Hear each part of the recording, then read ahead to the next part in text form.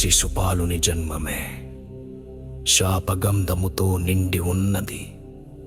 100 తప్పులు క్షమిస్తాను అని శిశుపాలుడి అమ్మకు వాగ్దానమిచ్చిన కృష్ణుడు దురవినయపు పుట్టెరు ధారలతో ఆతృత కలిగిన రాజు సభలో తలదించుకునేలా చేసిన ఆ అహంకారాన్ని గాథ.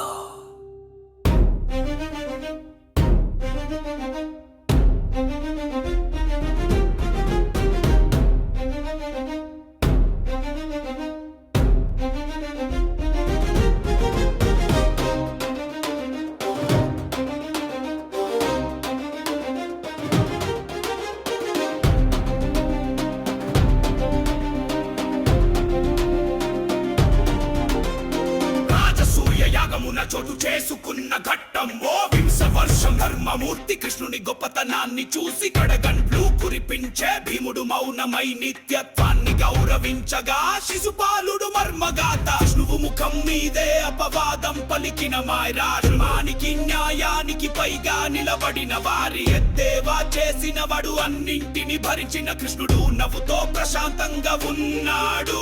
శబ్దాల వర్షంలో శబ్దం లేని సుదర్శ కథ పరిపూర్ణత 3వసారి అవమానంతో వాక్యమే శాప ఫలితమై మారింది. సభలో అందరూ నిశ్శబ్దంగా మారిన క్షణం గర్వాన్నే గుండ్రంగా చూసిన వారము యుగానికి శిక్షగా మారిన ఒకే ఒక్క చూపు శిశుపాలుని అంతం. శరీరాన్ని విడిచి శాపంతో ఏర్పడిన ఆటు నలబు వెలుగు సుదర్శన చక్రం తలుకున తిరిగింది కాలధర్మానికి గణగాథ.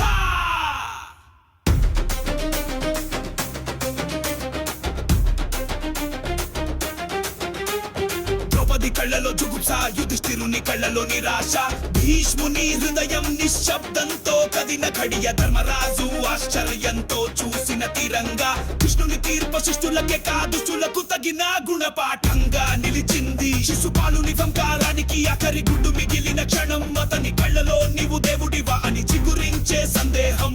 చక్రం తగినప్పుడు ముఖంలో భయం కన్నా అవగాహన కనిపించింది. అతని ఆత్మవిశ్రాంతి పొందినదా లేక కృష్ణుని ధర్మమే గెలిచిందా?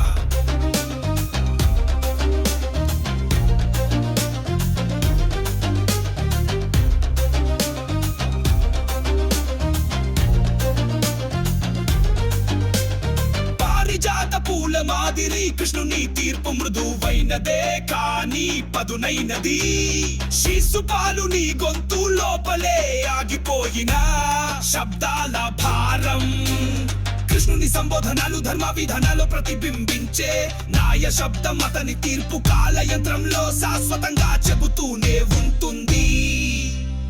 రాజసూయ యాగం తర్వాత అరణ్యాల ఘట్టానికి నాంది. ధర్మాన్ని నిలబెట్టే యాత్రకి ఘట్టమే ప్రారంభ బిందువు. కృష్ణుని శిక్షలో ప్రేమ లేకపోవచ్చు కానీ శ్రద్ధ ఉంది. శిశుపాలుని చావు మానవ అహంకారానికి దర్పణంగా నిలిచింది.